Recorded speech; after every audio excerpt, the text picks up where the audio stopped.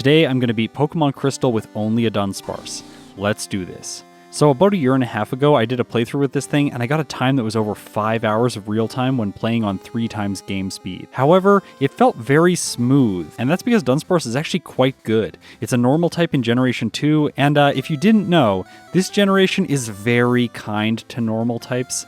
Like, it's more than kind, it's just like, hey, normal types, do you want to be the best type in the game? And normal types are like, yeah, and then it gives them the move return. So I'm actually thinking that I can cut my previous result more than in half. I'm hoping for a time that's under 2 hours today.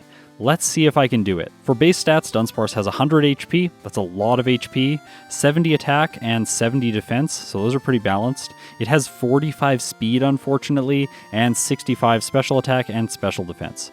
This Pokemon is actually a good candidate to perhaps one day port back into Generation 1, just because its special stats are even. Now 45 speed is manageable in a solo playthrough because after all my Pokemon's accumulating stat experience, or EVs, whereas the opponent's Pokemon do not have any of these. Also, once I defeat Whitney, her badge is going to give me a 12.5% boost to my speed stat, so that's hopefully going to make this a speedy snake. So now let's talk about Rage, because it's the only damage dealing move that Dunsparce starts with. In Generation 1, this move is totally awful. When you start using it, you have to continue using it for the rest of the battle. You can't like switch out or use items or anything, you're just locked into it. It causes soft locks, and it definitely induced Rage when I was a kid. However, in Generation 2, they changed it so that each time you use Rage, it consumes a PP. Also, every time you get hit, it doesn't raise your attack stat. Instead, it raises a rage counter. And this counter is reset whenever the user ceases to use rage, so you can just choose to use a different move if you want to. Also, rage is a normal type move, so Dunsparce gets the same type attack bonus, which is a 1.5 times multiplier to its damage. Here you can see that represented as effective power in the top left in my moveset. So having a normal type Pokemon that has a normal type move at the start of the game really makes these areas easy.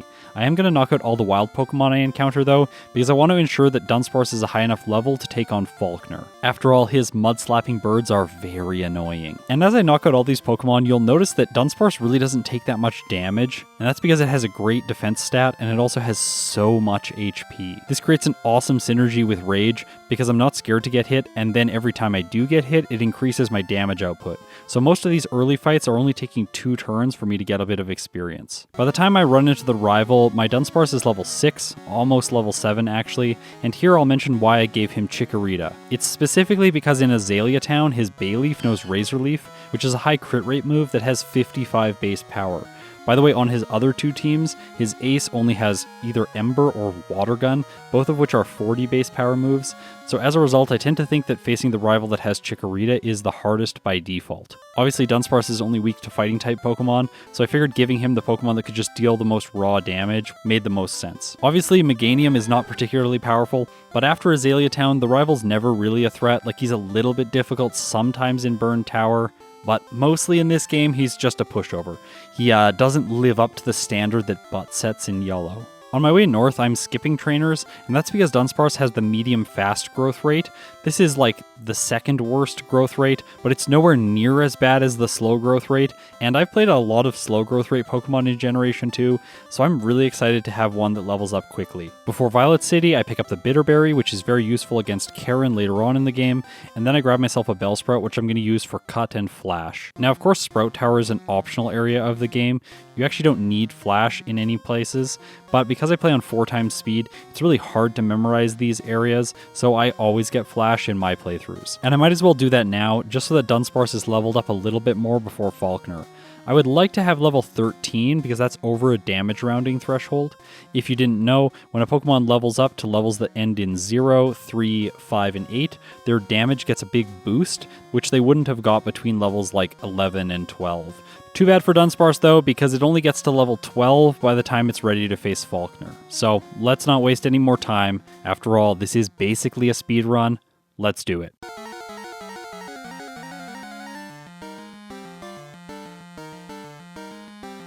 Falkner leads with a level 7 Pidgey, and it's always a mistake to underestimate this thing. After all, it has Mud Slap. I outspeed and go for Rage, which does just under half, and then the Pidgey uses Tackle. Okay, I was expecting Mud Slap there, but I guess it's using Tackle because it gets the same type attack bonus, so it does more damage. I knock the Pidgeot on the next turn, and then Falkner sends in Pidgeotto. I go for Rage again, after all it's been boosted once, but this only does what looks like a third. The Pidgeotto strikes back with Gust, which boosts my Rage counter again, and then I hit with Rage and get a critical hit. So, Falkner's birds are no more. That was a very easy victory. The reward for it is that I get the TM for Mud Slap, and by the way, I'm going to teach this to Dunsparce right away, because in Union Cave, there's this spinning hiker that occasionally catches me. He's really annoying, and I want a move that's super effective against him.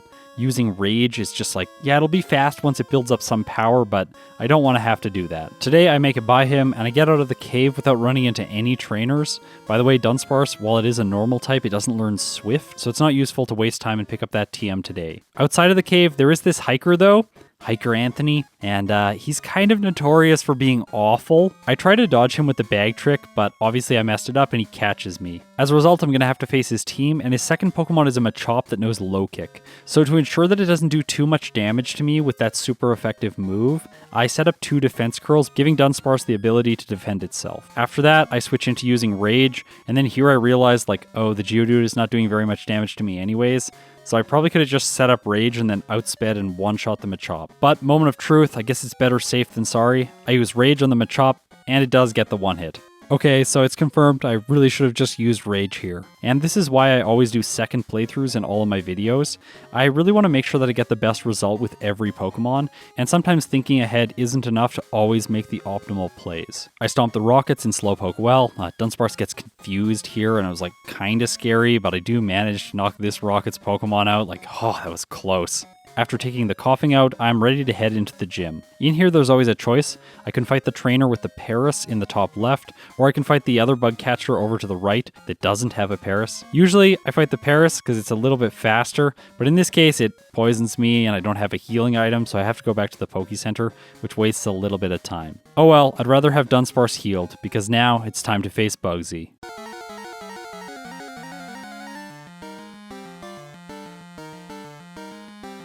He leads with Metapod, and that's perfect for Dunsparce because I can just set up Rage against it. Like, it does no String Shot and Harden, but it hits me with Tackle, builds up my Rage, and then I knock it out. Next is Kakuna, and Rage takes it to Orange in one hit. Unfortunately, it doesn't attack me with anything. I really wish it used Poison Sting there, and then it goes down. Okay, it's time for his ace, Scyther. Now here's the thing about Scyther. It really wants to set up Fury Cutter. However, I really want to set up Rage. So yeah, please keep hitting me with your first 2 or 3 Fury Cutters. They're very weak. It builds up my Rage, and as a result, I knock it out in 2 hits. So that's it. Bugsy was very easy. So I can't believe I'm saying this, but a Pokemon like Houndour was actually significantly slower to this point in the game. Maybe that's because it had a slow growth rate. Anyways, Dunsparce is performing really well so far. It is slower than a Pokemon like Aerodactyl though, and that makes sense because Aerodactyl is actually quite good in Generation 2. It's not good in Generation 1, just absolutely trash in Gen 1. Go watch my Aerodactyl videos, I've got 2 of them. Aerodactyl did, however, just squeeze into the A tier in Generation 2. It squeezed in by 9 seconds. So maybe Dunsparce is setting itself up for a B tier finish right now. What do you think? Give some predictions in the comments right now, and then go back and edit them later so we can see how things turned out in comparison to their predictions. I'm going to predict right now that in its second playthrough, Dunsparce is going to get a time like 1 hour and 55 minutes. Outside of Azalea Town, I have to battle the rival. Now, this is why I taught Dunsparce Mud Slap so early on, is because it's the only move I can use against his Ghastly. Luckily, the Ghastly only knows Lick, so yeah, basically all it's going to do is use Spite, which is really annoying. I take it out over 2 turns and move on to his Zubat. Okay, time to build up Rage, or time to get confused by Supersonic. By the way, Supersonic is like the least accurate move in the game, 55% accuracy. That move is awful. I don't hit myself, Zubat bites, boosting my Rage counter, and then I knock it out. Okay, time for the Bayleaf. Razor Leaf could be bad here. However, it sees that it can't get a KO, so it decides to set up with Poison Powder first. Rage does about 1/4, I take poison damage, and then it uses Razor Leaf, which takes me all the way to half health with a critical hit. See why the Bayleaf is so bad? I use Rage, it takes it under half, and then it hits with another Razor Leaf, which takes Dunsparce to 11 hit points. Okay, so that would be it if it was going to get another attack in. However, it boosted my Rage counter, so I'm able to knock it out and take the win. Here, Dunsparce has the opportunity to learn Spite, which is very weird because it's a normal type and that's a ghost type move, but Anyways, I don't think it's going to be useful today, so I say no. In the forest, I chase a Farfetch'd around, grab the HM for cut, and then I pick up some hidden items which are useful. But the most important thing in this entire area is the TM for Headbutt. By the way, did you know, once you obtain the TM here in the forest, you can actually buy additional copies of it in the Goldenrod department store? I had no idea about that as a kid, so every time I got this Headbutt TM, I thought so carefully about which Pokemon I taught it to, because I'm like, that is the only way that I can ever headbutt the trees, so I have to put it on a Pokemon, then never remove it. It's really overthinking things. I could just go up to the 5th floor and buy a new one. For Dunsparce, this move is going to be incredible, and at this point, we're basically saying goodbye to Rage, because it's outlived its usefulness. Headbutt is a base 70 power move, so with the same type attack bonus factored in, it has 105 effective power, and it also has a 30% chance to cause the opponent to flinch. In Goldenrod City, there's always a lot to do. I make sure I head into the Pokemon Center so that I set it as a teleport waypoint, then I go into the underground. Here I defeat some trainers, get my Dunsparce a stylish haircut so that it loves me quicker. After all, Return is going to be the go-to move for this playthrough, if you hadn't guessed that already. And then I grab the coin case so that I can purchase myself an Abra. After that I head north of Goldenrod City, picking up Kenya on the way, and here I do some training.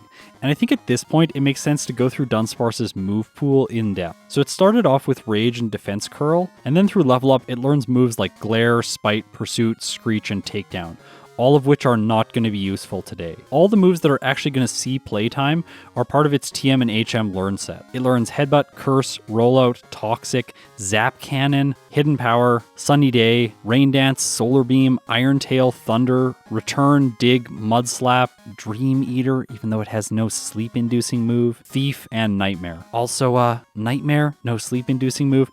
I'm pretty sure Game Freak added Dream Eater and Nightmare to almost every Pokemon's moveset in Generation 2, just so they could have play against sleep tactics like Rest and Sleep Talk. So that's my explanation for it if you're wondering why a Pokemon like Dunsparce has these moves. And hidden in them is a combo you might not know about: Defense Curl and Rollout. Here's how it works. When you use Defense Curl and then use Rollout, Rollout's power is doubled. That means that Rollout starts with an effective power of 60 right away, and then every time it hits after that, the power is doubled. So it can stack up really quickly. By the third Rollout, it'll have an effective power of 240. When I did my previous Dunsparce playthrough, I actually released a follow-up video the next day, and in that video, I tested if Rollout would be more effective against Red than the standard play with Return. And my conclusion back then was yes. However, I have a lot of other tricks up my sleeve, so I think that Rollout's powerful, but I'm not sure if I'm going to use it. Still, after I pick up the TM for Dig and talk to Floria, I grab the Rollout TM just in case. After that, I use the Abra that I bought to teleport back to Goldenrod City, and now it's time to take on Whitney.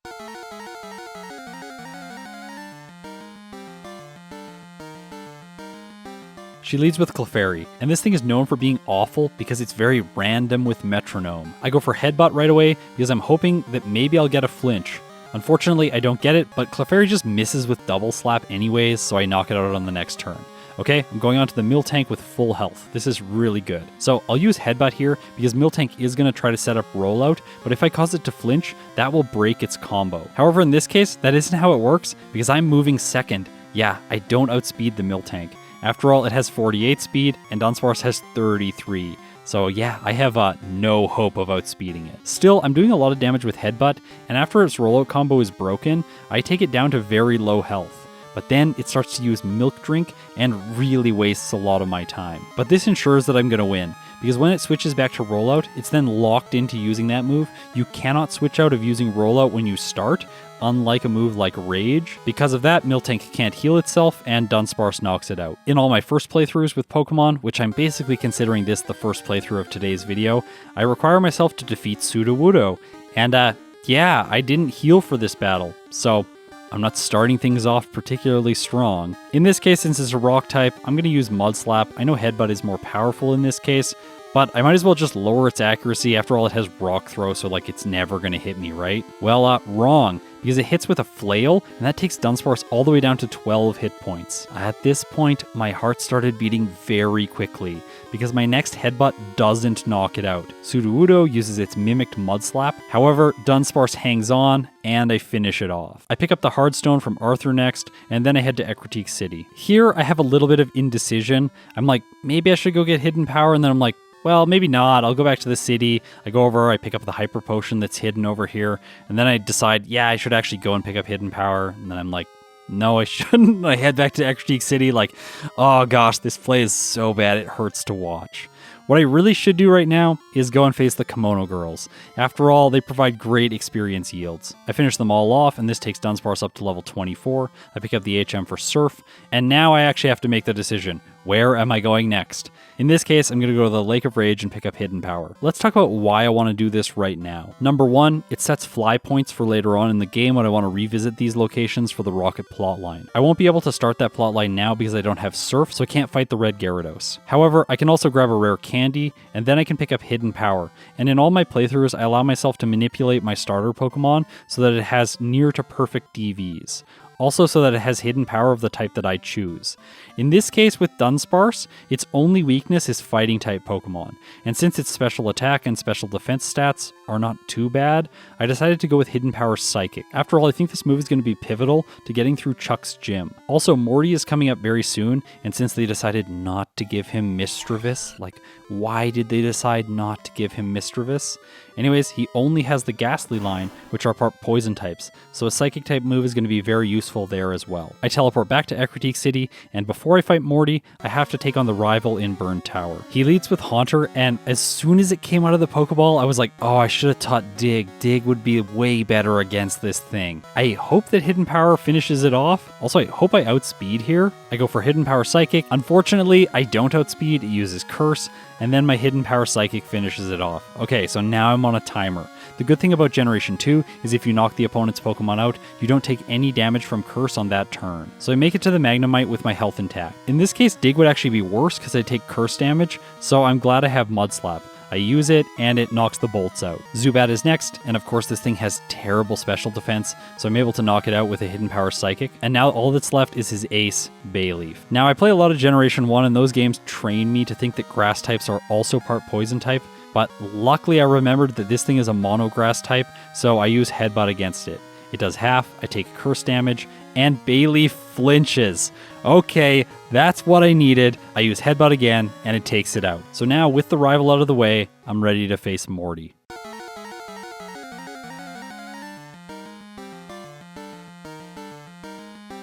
For this fight, I prepared by teaching Dunsparce Dig, but I also didn't prepare by getting the Mint Berry. I really should have, because Hypnosis could be awful if the Gengar is able to land it. Also, the first Ghastly could put a curse on me, so I'm hoping here that Dig is going to one-shot. I move first because Dunsparce has 47 speed, and then Dig takes the Gas Ball out. Okay, next is Haunter, and unfortunately it has one more speed than me, so it could use Curse. That in combination with Hypnosis would be devastating. However, in this case, Haunter just goes for its own Hypnosis, it misses, and then I hit it with Dig, and that's that. Okay, it's time for his ace, Gengar. I go for Dig, it outspeeds, it uses Mean Look. Okay, so that's better than Hypnosis. My Dig hits, but it only does just over half. So now it potentially could put me to sleep. It tries for it and misses. So with that, Dunsparce finishes his ace off, and the following Haunter is easy to clean up. I've earned myself the 4th badge, and with it, now Dunsparce has to make a choice. Where do I go next? Well, my idea was to not use the Mint Berry for Morty so that I could specifically use it against Chuck, because I figured that Chuck would be the greater challenge. After all, he does have a type advantage over me. So on my way to Olivine City, I pick up the Mint Berry, I grab this hidden nugget in the cow field as well, and then I head to the lighthouse. In here, Dunsparce gains a lot of levels because there's a bunch of mandatory trainers. After that, I face Dennis. He's this guy. He's very important to the channel. If you don't know what to comment to help me with the algorithm, find Dennis's comment and then comment on Dennis's comment with the word Dennis. Next, I surf across the sea, and then I head into Chuck's gym. Now in here, I have a problem, which is these tag team trainers. One guy has a Hitmonlee, and the other one has a Hitmonchan. So I save before this fight because I'm terrified. And I was right to be terrified because Hitmonlee outspeeds, uses Jump Kick, and it does more than half to Dunsparce. Okay, so I think I'm dead. Hitmonlee uses Jump Kick again, and it misses. So I win, but that did not feel good. Unfortunately, the problem with this battle is that then this guy battles you immediately after, and you have to go head-to-head with the Hitmonchan. Now, what I wasn't remembering here is that Hidden Power Psychic is probably not as good as Headbutt because these two Pokemon got great special defense stats in Generation 2. I'm so used to them in Gen 1 where they have like awful special, and just any special move that like touches them, they just like fall apart. I wish I had remembered that Headbutt would be better here, but I just go for Hidden Power. Oh well. Hopefully I remember this detail when I face Bruno. Either way, I take the win, and now I have to face Knob. He's this guy, the next trainer in the gym. And before I fight him, I'm going to heal, and I'm also going to save, because he has a Machoke that has Rock Slide, and it's really good. It also knows Karate Chop, which is a fighting type move in Generation 2. They changed that, which is probably for the best. However, it doesn't do enough damage, and I knock it out. Thankfully in this gym, Dunsparce's defense stat and high HP is really helping it out. So now it's time to face Chuck, and Dunsparce is going into this fight with no resets. Could that streak continue? I think that it might be able to.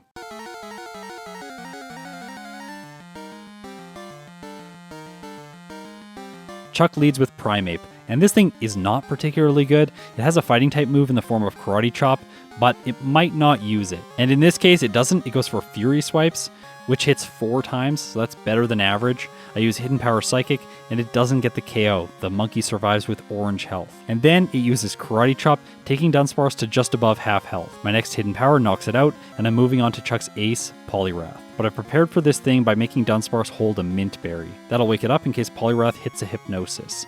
But instead it just goes for Dynamic Punch right away, and it actually connects. So that's my first reset, to Dynamic Punch. So instead of having another embarrassing loss like that, I decide to go out to sea and do a bit of training. Also, as things stand right now, I'm not going to be ready for Jasmine anytime soon, so I might as well just spend a little bit of extra time here training so that I can get over the next damage rounding threshold at level 35. With those levels under Dunsparce's belt, I wonder if this thing definitely doesn't have a belt. Also, this thing is the land snake Pokemon. Does this look like a snake to anyone? It does not look like a snake. It looks like I don't know, like a bug or something with like weird tiny little wings. When I saw this as a kid, I never looked at it and went like, ah, yes, snake. Snakes are long and thin. This thing is like not that. And I know now that I've said this about Dunsparce, I'm going to get like 5 comments about like the snake that is this exact shape, and I will be proven very, very, very wrong. Okay, so let's try Chuck again. This time I decide to set up a single defense curl against the Primeape, just so I'll minimize the damage from Dynamic Punch should it actually hit. After that, I use Headbutt on the Primeape, remembering that it's probably best just to go for the move that is Stab. And it also causes a flinch, so that's great.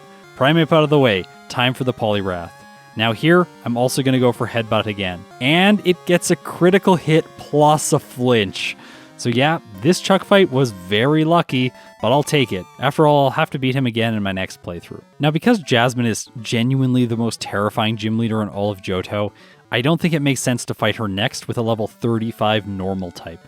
Like, Dig is good. It's going to knock out the Magnemites for sure, but it's not going to knock the Steelix out. Granted, she could just miss Iron Tail like 6 times because that move is awful, but I don't want to bank on that. Instead, I head to the Lake of Rage, finish off the Gyarados, and then I hunker down to do the monotony that is the Rocket plotline. By the way, while I'm doing this, I'll just mention that I'm pretty proud of myself because I didn't forget to talk to any of the Rockets before I went to the other floor.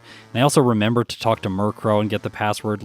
So many times I just forget those things, then I'm trying to unlock a door and it's like, you need 2 passwords. I beat both of the people, but I just forgot to talk to them twice. So none of that today. I knock out the Electrodes, it breaks my heart, and after that, I'm ready to face Price.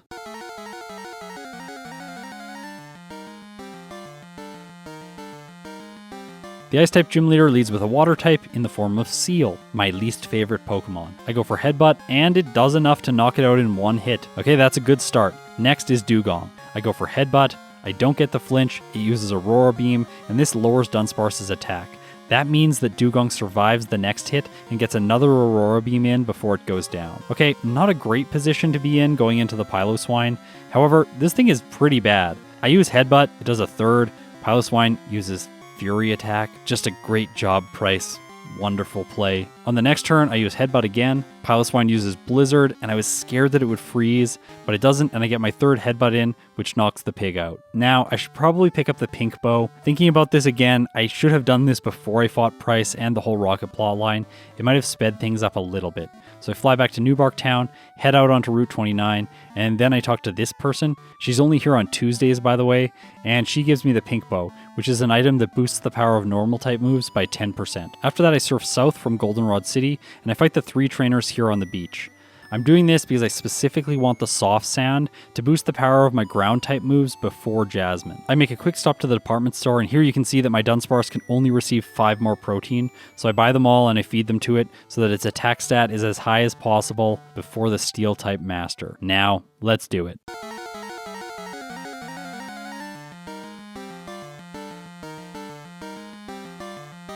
Jasmine leads with Magnemite, and obviously this thing is going to be a one-hit, and the other Magnemite is as well.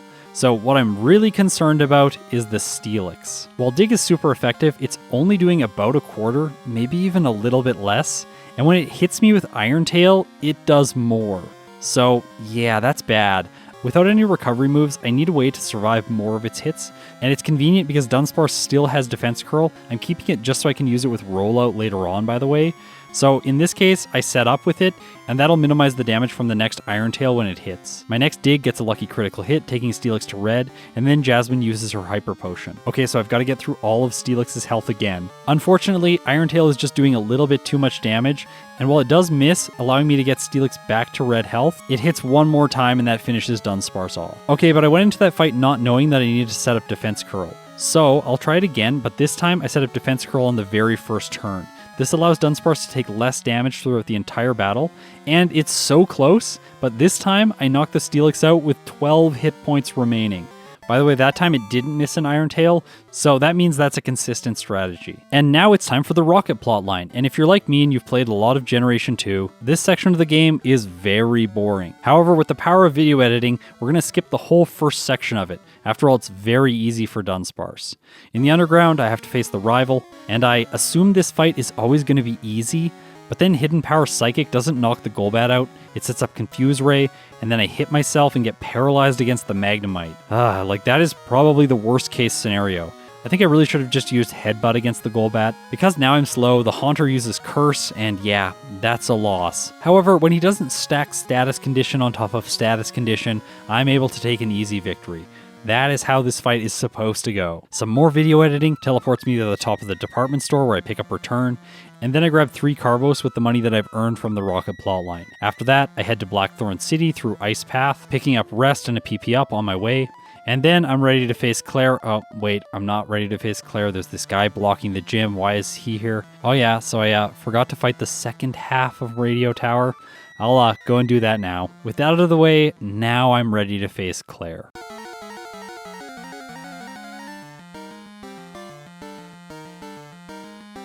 She leads with Dragonair, and this thing's awful because it can use Thunder Wave to paralyze you, and I really don't want to defeat her final 3 Pokemon with my speed and consistency cut.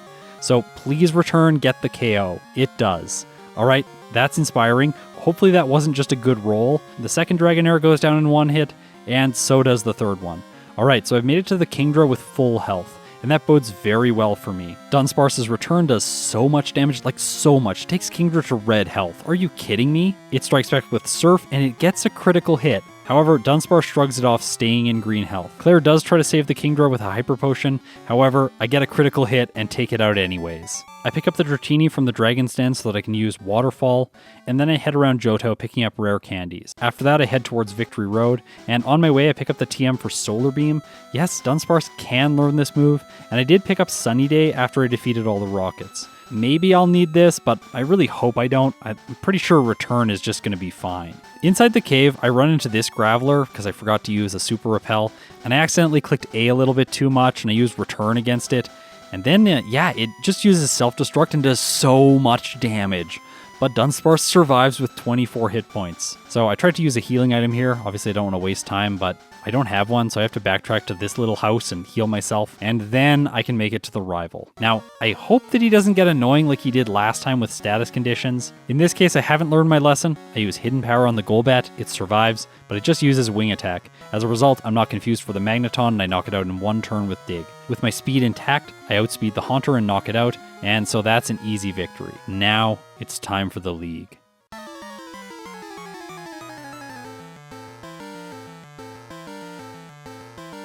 Will's up first, and my strategy against him is basically just spam Return, like hopefully I'll get all the 1-hits. I 1-hit the first Xatu, I 1-hit the Jinx, I'm obviously not going to one-hit the Executor. It uses Psychic, does about a quarter, and then I knock it out. Next is Slowbro. I'm not going to one-hit this thing, but it's probably going to set up with either Curse or Amnesia. Yep, Amnesia in this case, and then I finish it on the next turn. Okay, Ace Xatu. And yeah, it goes down in one hit. Return is good if you did not know already. Koga's next, and I'm able to take his Ariados out in a single turn. Next, he sends in Venomoth, and this thing is a fighting type, so yeah, we gotta be careful of 8 times damage from Cross Chop. But luckily, Return knocks the legendary Pokemon out in a single hit. Okay, now it's time for the Fortress. I go for Hidden Power first because like it's a Steel type, and I'm like, it must have low special defense, but it kind of just shrugs it off like, well, I'll try Dig, but then it uses Protect, wasting my time. Okay, so I guess I'll go back to Hidden Power and try and knock it out with this move. Then I notice that it's doing a bit of damage with Swift, and I'm probably going to take it into red health soon, which will trigger it to try and use Explosion. So I need to play around that. To do that, I'll set up Defense Curl. And I'm glad I did this because it uses Explosion, and it does a lot of damage. Next is Muck, and I don't finish it off in one hit. It uses Minimize, but then I take it out.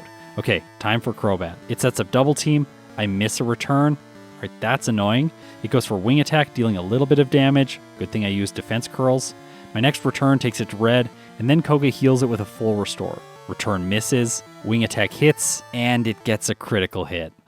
So that's my first loss since Jasmine, and my first loss in the league. However, with a bit better planning, I should be able to do this. Against Fortress, I can just set my defense up as much as I want essentially, because Swift is doing so little to me. After getting +3, I decide to use Return, and like, this is doing a lot of damage to the Fortress. Like, wow. After that, I knock Muck out in 2 turns. I did get poisoned along the way, so hopefully the Crobat isn't going to be awful with Double Team. In this case, it isn't. I take it out, and with that, I'm moving on to Bruno. First is Hitmontop. I go for Hidden Power Psychic, and it gets a critical hit. Next is Hitmonlee. I don't remember that it has lower defense here, so I just instinctively use Hidden Power Psychic. Doesn't do that much, and I take some damage as a result, okay? So I have like 2/3 health left over, which is not good because then the Hitmonchan uses Mach Punch, a priority move, and it takes me to half health before I knock it out with Return. Oh no, the Machamp is gonna KO me, isn't it? Return takes it to orange health. It tries for Cross Chop, but misses. Bruno uses a Max Potion, and because I'm faster, I get 2 returns in and knock it out. So yeah, after playing terribly, I am gonna make it through this fight. I go for Dig against the Onix because I'm like, yeah, this move is super effective. But Onix has Earthquake, and it does 2 times damage when I'm underground. That takes Dunsparce down to orange health, and Dig also doesn't do half to the Onix. It goes for another Earthquake, taking me down to red health, and now I think I might actually lose. After Machamp missed with Cross Chop, I do not want to have to do this fight again.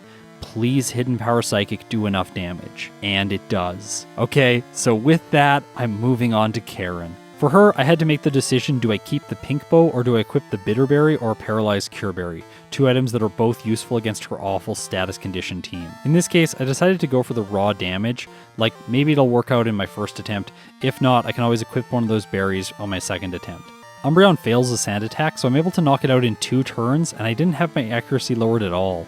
That's really good. But the Vileplume survives on red and uses Stun Spore, but it misses. Okay, so all luck for me. This is great. Gengar's next, and it outspeeds Dunsparce, so it puts a curse on me before I finish it with Dig. Because it's moving first, I probably should have used Hidden Power Psychic. That would have knocked it out in 1 hit after it damaged itself. However, like I mentioned earlier, I won't take damage from Curse if I'm able to knock the Murkrow and the Houndoom out in a single hit each. The Murkrow goes down, Houndoom's last. It moves first, hits with Flamethrower, Dunsparce survives on orange, and then Return gets the KO. Okay, so we're moving on to the champion. It's time for Lance.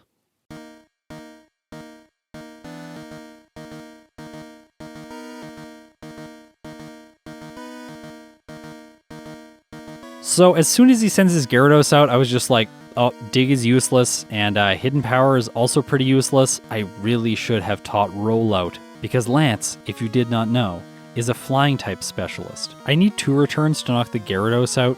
It starts Rain Dance, but then goes down for free. Next is the Dragonite, and this is the truly scary Pokemon because I don't one-hit it. It uses Thunder Wave, paralyzing Dunsparce, then hits me with a Hyper Beam before I knock it out. The second Dragonite uses Blizzard for a little bit, then a Hyper Beam taking me to red health, and by the time Aerodactyl comes out, I've realized that this is impossible. So let's try that again with Rollout.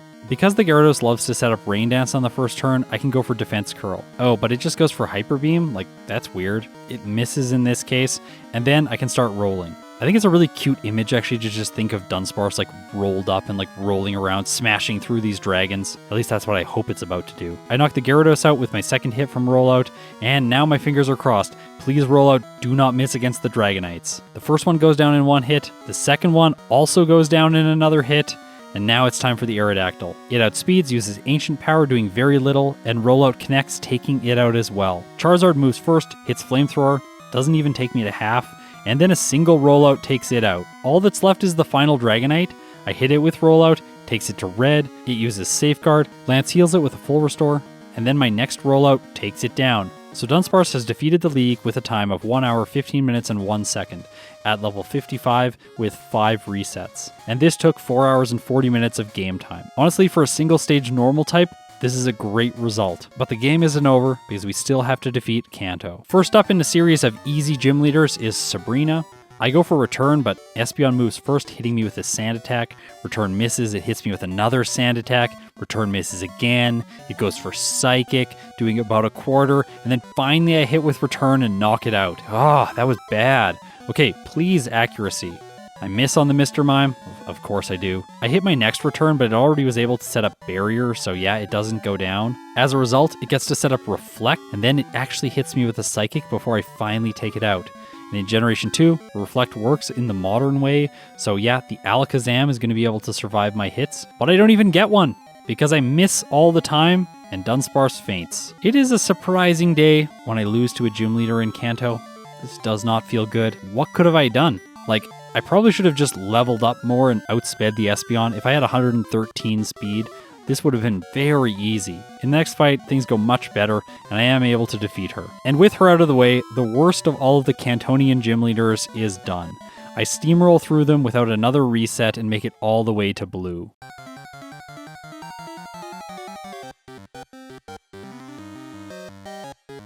I figured here, since the gym leader that gives you a boost to your ground type attacks power starts with Pidgeot, I should go for the Rollout combo. It takes 3 turns to knock the bird out, and as a result, my Rollout's going to be pretty powerful going into his next Pokemon, which is Alakazam. Unfortunately, it outspeeds and takes Dunsparce under half health before I knock it out. Next is Rhydon. Fingers crossed, I really need Rollout to hit here. It does, and it takes it out. Okay, time for Gyarados. Now, I got really lucky here because it misses Hydro Pump. That's so good. I finish it off with Return, and next is Exeggutor.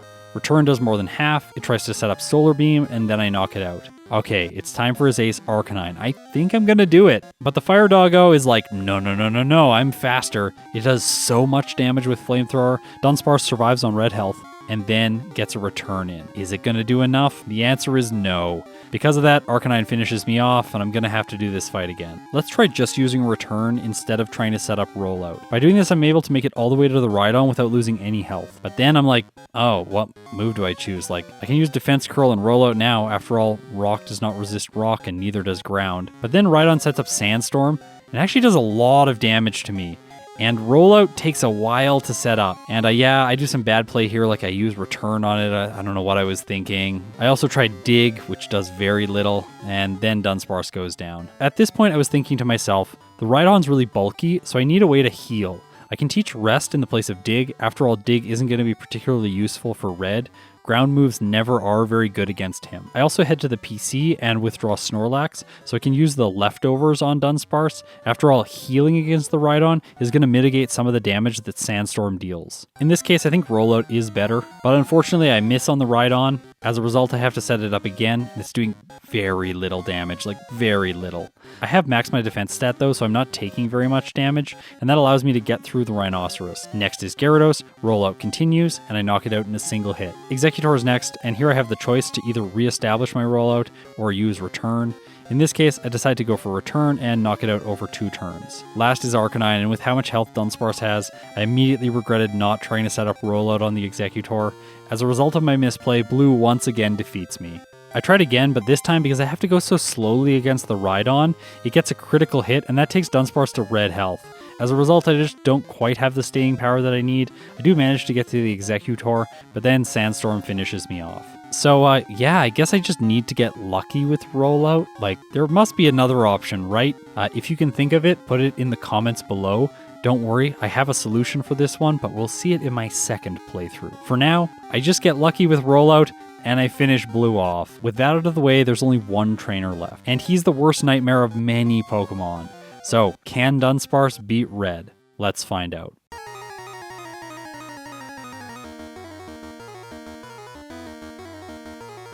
Red leads with Pikachu, and before this fight I used all my remaining rare candies on Dunsparce, taking it to level 74. But that might not matter because Pikachu leads with Charm, lowering my attack stat. This means it survives return, strikes back with Thunder, getting a critical hit, and it also paralyzes Dunsparce. Okay, that's definitely the worst possible first turn against Red. Like, I can't believe how bad that was. I try to play it out and go slow against the Pikachu.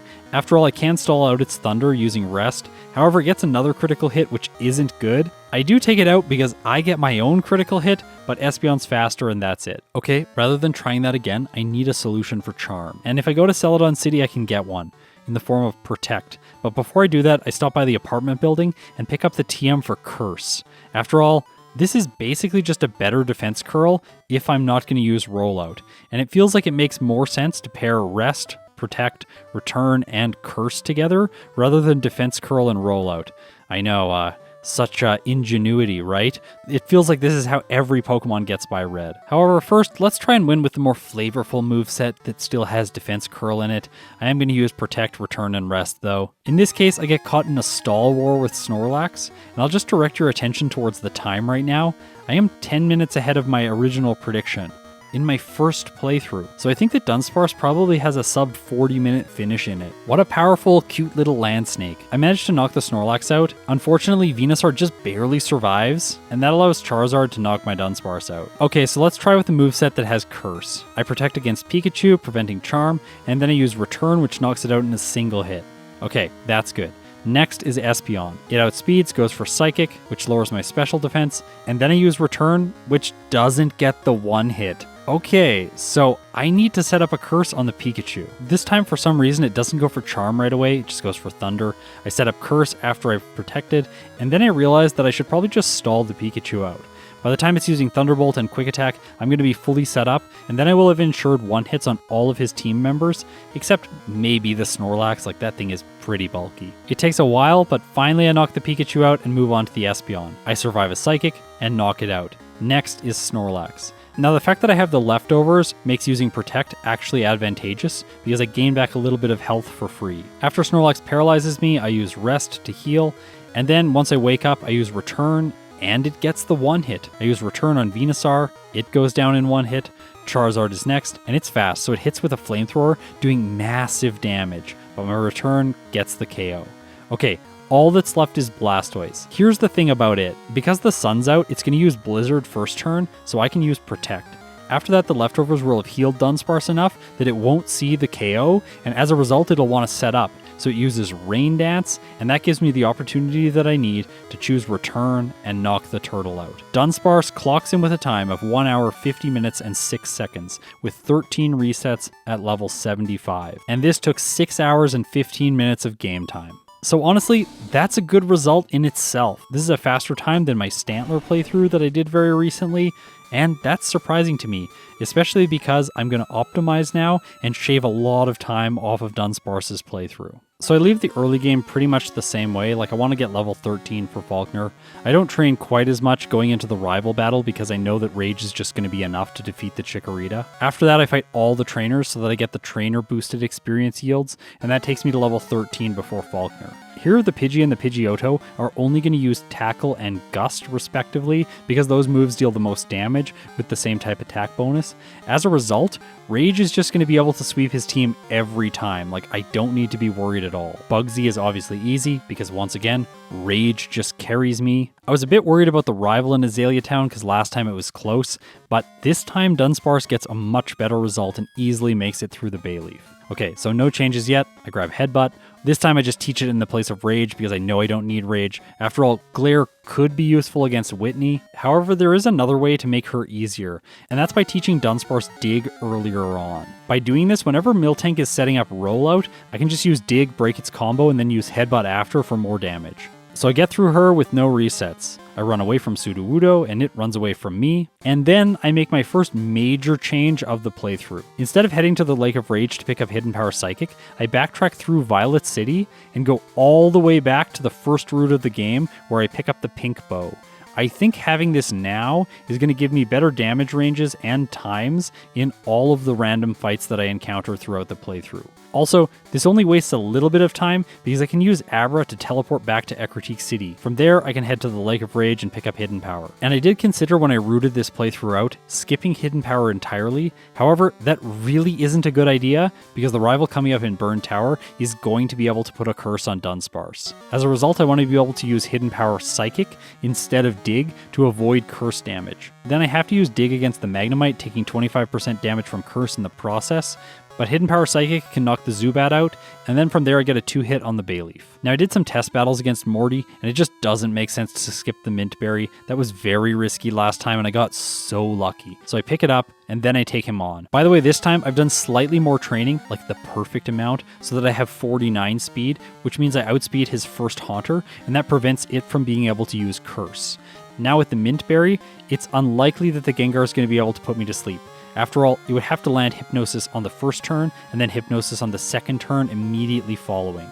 In this case, it just misses a lot. I don't even use my Mint Berry, and then I take it out. Morty, haven't the comments told you? Hypnosis is a bad move. For the Pokemon's results, that is. It's an excellent move for the algorithm. Now previously I tried to fight Chuck, and that just doesn't make sense. I want to make sure that I have a guaranteed 2-hit on his Poliwrath, and last time I just got lucky with a critical hit. To ensure that I have the damage ranges, I complete the Rocket Plotline and then fight Price. After all, he's very easy, and doing this gives me extra levels. After defeating all the gym trainers, I'm level 37 before Chuck. For this battle, I take in the Mint Berry just in case Hypnosis is awful. Unfortunately, Headbutt just doesn't barely one-hit the Primeape. Like, I really should have examined these damage ranges better. With the Pink Bow, it probably would get the one hit there. And because of this, I get punished in the most cruel way possible. I make it to the Poliwrath with full health, my Headbutt does half damage, it misses Dynamic Punch, and then my next Headbutt just barely doesn't knock it out. Okay, so I needed damage rounding at level 38. I actually just assumed that 37 would be fine and skipped a couple trainers. This was a terrible idea. Poliwrath hits with Dynamic Punch next, and I assumed I would survive, but not in the case that it gets a critical hit. However, there is a way to fix this without leveling up to 38, even though that is the more consistent choice. In this case, I bring in the Pink Bow, and that allows me to one-hit the Primeape. Unfortunately, I do get put to sleep, so okay, maybe this is going to be bad, but check this out. Dynamic Punch hits once, then it misses a second time, misses a third time, and then misses a fourth time.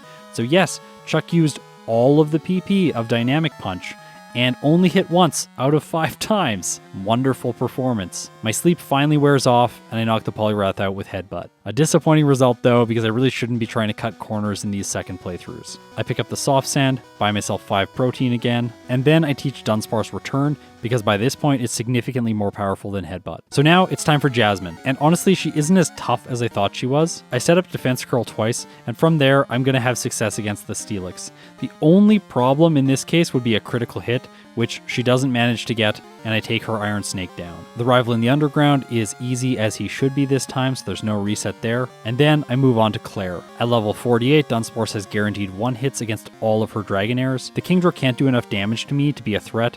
Yes, it could win if it got awful with like Smokescreen, but in this case I don't miss it all, and I knock it out with 2 returns following a Hyper Potion. I stomp the rival before the league. I completely destroy Will as was expected. I also destroy Koga this time. He does not get lucky with Double Team like he did last time. And now I make it back to Bruno. And I was really hoping that I was going to play better against him. I was like, I am going to do so much better this time.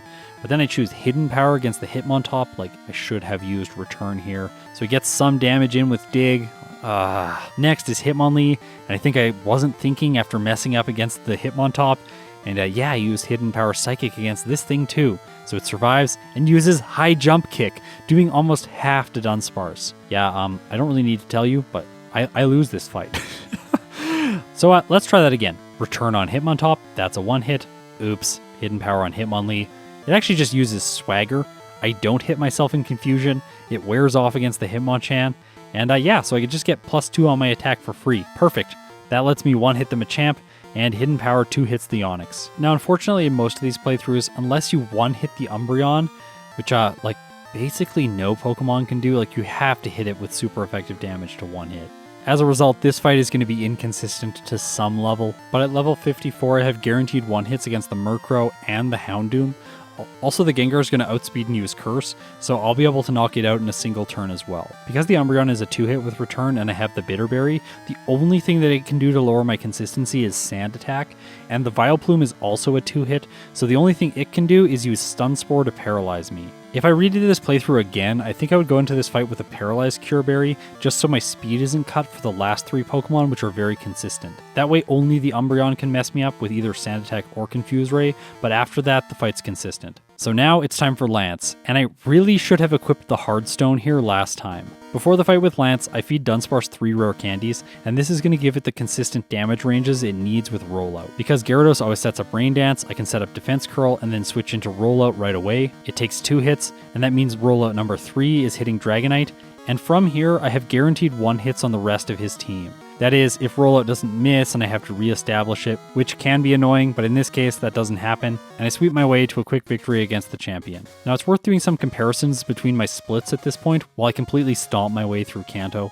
So it was obviously faster with my second playthrough against the first rival, but from there I actually got slower, and that's because I've been doing a lot of training. Once I got to Jasmine, I got a small advantage. This advantage then widened throughout the league until I defeated Lance, and now I'm 3 minutes and 3 seconds faster than my previous attempt. However, I think that this is maybe like a fifth of the potential that I have in the rest of the game, because I'm going to be able to shave a lot of time off my blue and red split. Okay, so first let's examine blue. And remember when I said Dunsparce can learn Solar Beam? Yeah, it's going to be useful now, and I absolutely love it. So here's how it fits in. I use all my rare candies to level Dunsparce up to level 72 before I start this fight. After all, I'm going to pick up one more rare candy right before I fight Red, so I will be level 73 over the damage rounding threshold for him. This gives me more sustain in this fight as well as more damage. I'm able to knock out the Pidgeot and the Alakazam with Return. And then it's time for the Rhydon. Remember how it loves to set up Sandstorm on the first turn? Yeah, so I can power up my Solar Beam on that turn, and then use it for 4 times damage against the Rhydon to knock it out in a single hit. This is no longer a stall fest and awful. I also don't have to rely on the inconsistency of Rollout here to defeat it. As a result, I can move on to the Gyarados, and this provides the perfect opportunity for me to heal with leftovers, because Blue just keeps using full restores. He does this in so many playthroughs, by the way. I basically know he's going to do it on the Gyarados if I'm not able to one-hit it. So by doing this, I have almost full health by the time the Exeggutor comes out. In this case, it uses Leech Seed, which that's not going to be very useful. I have full health after all. It goes down on the next turn, and then Arcanine comes out. Because I'm so healthy, I take the victory. So now I get to fight Red. And I think that the learn set that I was using last time is very appropriate here. So let's see if I can do it. I make it past the Pikachu with +5. After all, I was figuring that was enough attack. Espeon sets up Reflect, and then I still knock it out. Next is Snorlax, and because I'm very healthy, it goes for Amnesia right away. I don't quite KO it, it uses Rest, and then I knock it out over the next 2 turns. Okay, time for the Venusaur. I use Return, and it survives with just a sliver, and then Reflect fades. So it survived just because I have +5 attack, and because it had a Reflect. If I had +6 attack, I would have KO'd it. As a result, it hits me with a Solar Beam, and then Charizard comes out, and it has the sun on its side. I try to stall with Protect. I used 2 in a row and they actually both work. However, yeah, I can't stall the sun out, so it hits with Flamethrower and knocks Dunsparce out. That's some unfortunate player error. However, in the next fight, I'm able to successfully stall Reflect out on the Snorlax by using my own Rest, and then I sweep his team for a victory. Even with some sloppy play, Dunsparce clocks in with a time of 1 hour, 35 minutes, and 47 seconds with 3 resets at level 74. And this took exactly 6 hours of game time. So here's my final results. I was able to shave 14 minutes and 19 seconds off the real-time result. I also shaved 15 minutes of game time. I completed the game 1 level lower, and I had 10 less resets. So Dunsparce earned some very good results. Actually, it has the 4th fastest time so far, and it's only just behind Girafarig. So this is an excellent finish for our cute little Landsnake. Like, subscribe, ring the chime echo, and comment because I gotta read them all. Thanks so much if you support me on Patreon or through YouTube memberships. If you've made it this far, you're incredible. I'll see you in my next video.